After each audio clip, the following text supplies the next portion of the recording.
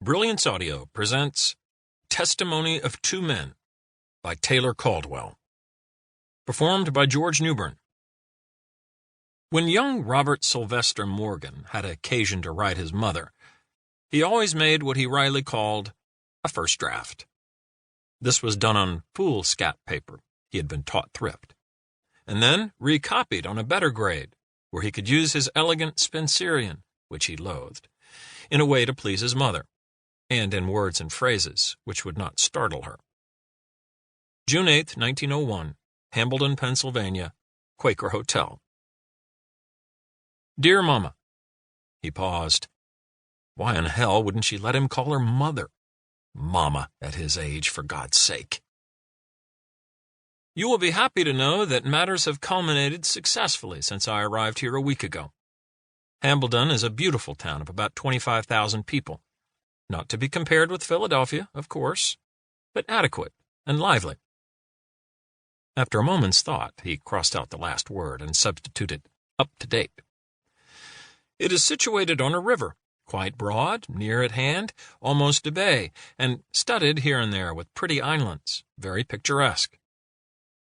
The people are pleasant and friendly and very civil, his mother's pet word.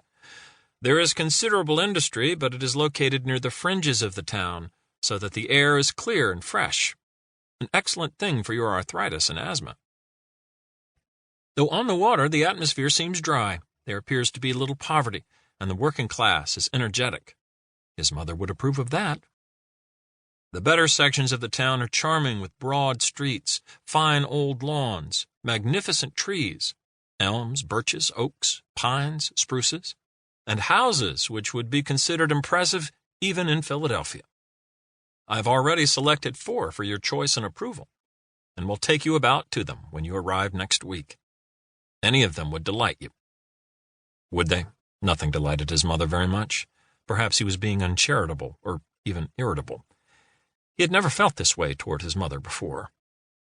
He paused to wonder, then shook his head, baffled. Behind the town rises a whole ridge of mountains, inspiring at dawn. He had seen the dawn only once this week, and then inadvertently, but his mother liked the mention of dawns. The very best people live on the lower reaches of the mountains in splendid residences. As for hospitals, the most important things to me at this time, there is one great one, called the Friends, though it is not exactly Quakerish. His mother detested Quakers. It is partly town-supported. The other hospital is private and select and very expensive.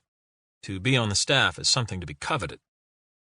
Now came the difficult part of the letter, and he gnawed the end of his pen and contemplated the mountains he so admired through the polished window of his neat little room.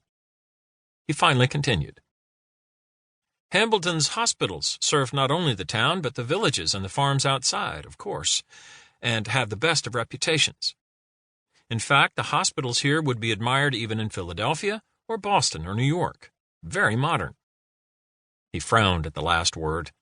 His mother could not bear anything modern, but he let it remain. I confess I was agreeably surprised. I have met a number of physicians and surgeons here, all enlightened men except for a few, and all gentlemen with distinguished reputations. 3 are regularly called into consultation in Philadelphia, Pittsburgh, and even New York, for they are specialists in their field. One of them, he winced, is Dr. Jonathan Ferrier, though you may find that hard to believe.